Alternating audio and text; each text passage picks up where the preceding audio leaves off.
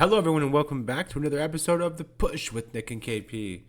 We are here to do the latest SmackDown recap, which took place yesterday, August 22nd, 2025, in Dublin, Ireland. So, last few weeks we've had the issue of getting the right people on the card. Basically the time certain people are given doesn't make a lot of sense compared to those that others are given, and it's I personally I think enjoyed SmackDown last week more than KP did, but it's fair to say that SmackDown has been needing some drastic changes. So without further ado, let's go ahead and get into this episode and see if SmackDown did right some of those wrongs, or if this is just more of the same from what we've been seeing. The show starts off with the local Becky Lynch, and she's basking in the cheers and revealing that, this is the fact of the first TV episode in Dublin. But it wasn't long before she turns the crowd upside down and says Dublin doesn't deserve a TV episode, and says the local heroes don't quite measure up to her. It isn't long before she's then joined by Tiffany Stratton, and finally in ring for the first time in a few weeks. She says that everyone in Dublin knows what time it is, and she'll help remove Becky from the scene until she's cut off. Then by Nia Jax, who comes down to ambush Tiffany Stratton, and then Jade Cargill. I think the crowd really wanted Lyra Valkyria there. Jade Cargill does end up coming down to save the day, and I know what you're all thinking. We've seen this, one too many times, and we've seen it a lot lately. This will probably end up in a tag match for the main event. You're exactly right. WWE is really a fan of this format lately, for better or worse. I guess, beggars can't be choosers. At least one of the SmackDown Women's Champion is being featured here, here in the main event. A little more on that later, but it's a step in the right direction, I guess. We'll at least go with that. The first match of the night has Mello Don't Miz going up against Motor City Machine Guns, and this is a very similar formula to what we saw last week, and that the Miz and Mello continue their communication issues, and Miz comes to clean up the aftermath of Mello putting in all the work essentially, and then Miz getting the win, taking all the glory. So kind of continuing down the same path there. It'll be interesting to see how long we play this game. That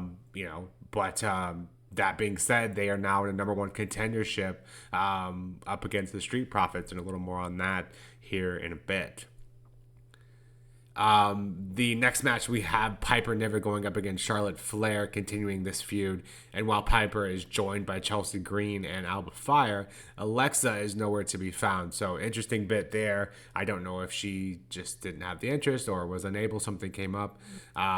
But I think you could certainly state the fact that, if both the team of Charlexa, as they're being called, I guess, aren't present, then, maybe they can push them off to Raw, or at least when Alexa's ever, able to get back. So I think you could certainly make that case. But regardless, doing this shtick again, doing it this time with Piper and Charlotte. And the match was actually decent enough.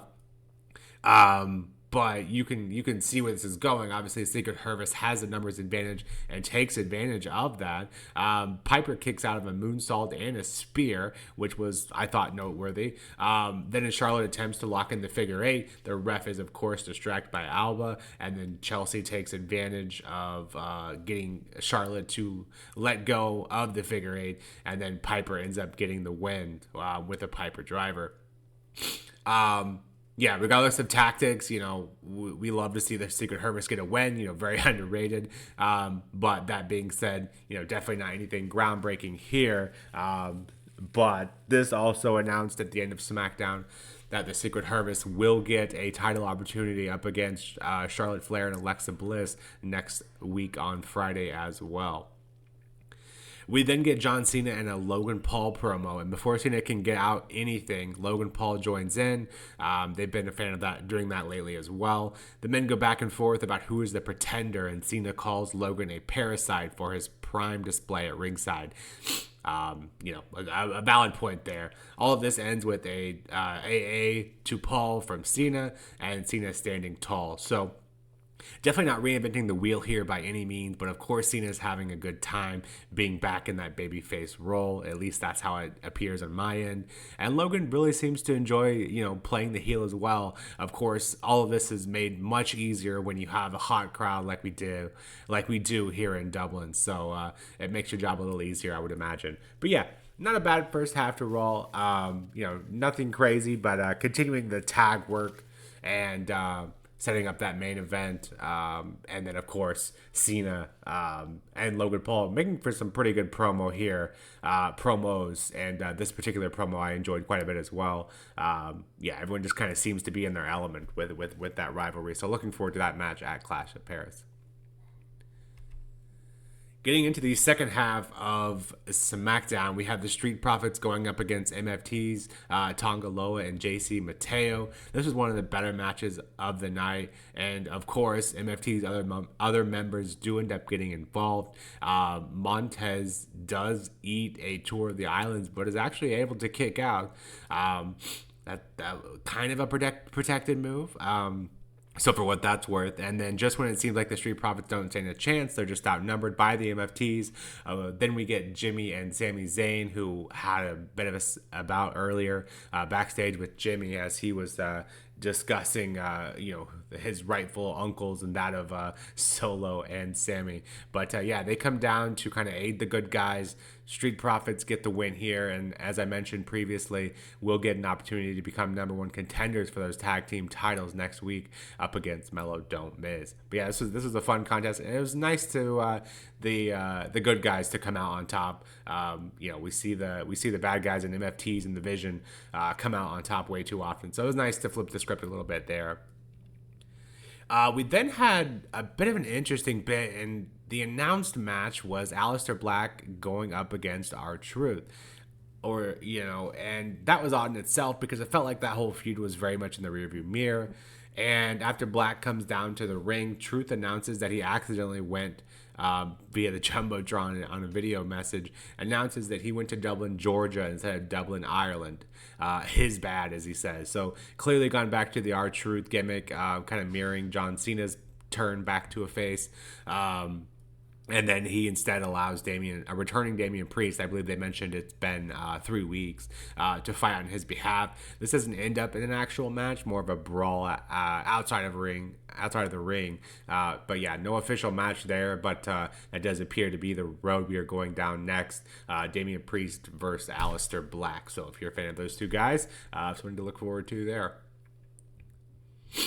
We then get Drew McIntyre. He comes down to the ring and yet again issues a warning for Cody Rhodes, as once again the announce team, he kind of bullied them a bit and asking them, do we have an update from Cody? And of course, they don't. It is odd that they aren't giving an update on that.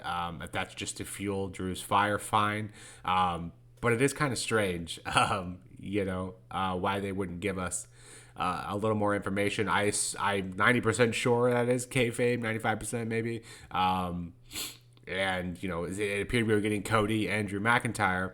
However, as Drew is berating Cody in front of this Dublin crowd, and they're very much a fan of the whole thing, we then get a surprise RKO from none other than Randy Orton, and that's that. So is Randy Orton being kind of put back into this feud, or did that last feud with Drew never end? Interesting notes there. We'll have to see where that goes from here. We then get into the main event, which was announced at the beginning of the night, which features Tiffany Stratton and Jade Cargill going up against Nia Jax and Becky Lynch.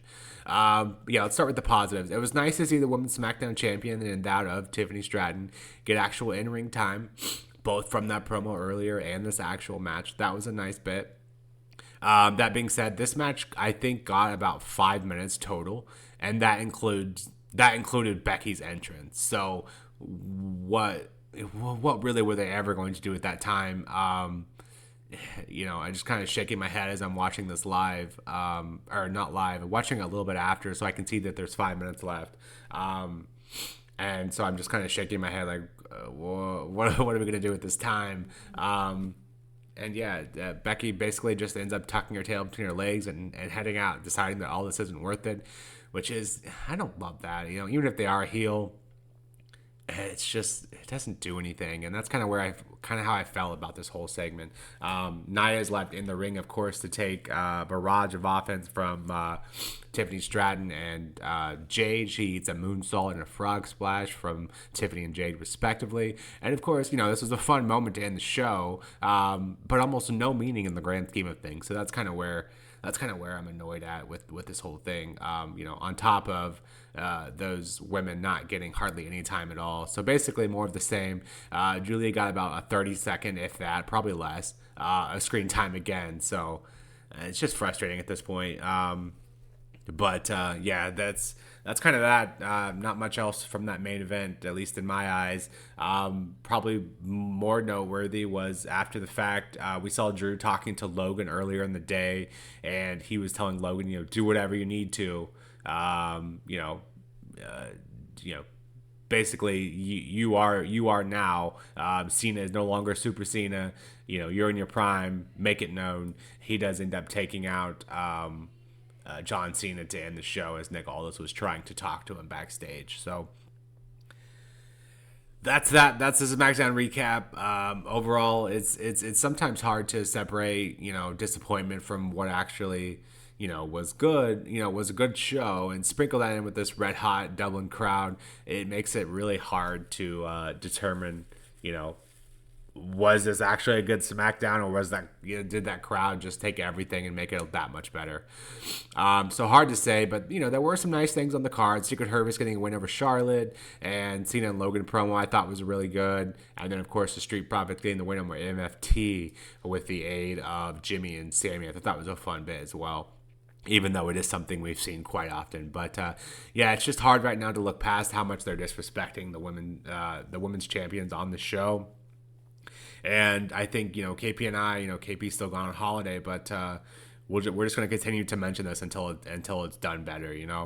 I'll give the show a 7 out of 10. Honestly, it feels a bit generous, but there were some fun moments on the show, and it just feels like it should be higher. Even if they gave that main event 5 more minutes, I think that would have made a world of difference. Give us some, make the main event feel like a main event, I guess, is my main point. And Julia, combined probably 5 minutes since she's won that title. It's just, it's a bit of a head scratcher. If they didn't have anything to do with her, before she became U.S. champion, they probably should have made her U.S. champion. So I think that's kind of where I'm at. And she deserves better, honestly. So hopefully they can right that ship. A big SmackDown planned for next week. I think two title matches in the men's US and the women's tag, and then a number one contendership between Melo Dope Miz and the Street Profits. So next week SmackDown, they've kind of been doing that lately, treating SmackDown as basically like a pre-show to the PLE over the weekend. Of course, Clash in Paris that Sunday. So it is what it is. I'm okay with it. I think it makes SmackDown a lot more interesting, and lately that's something that we desperately need. So yeah, with that, this has been our SmackDown episode, our SmackDown recap, and this has been the push with Nick and KP. We will be back shortly with that NXT Heat Wave reactions.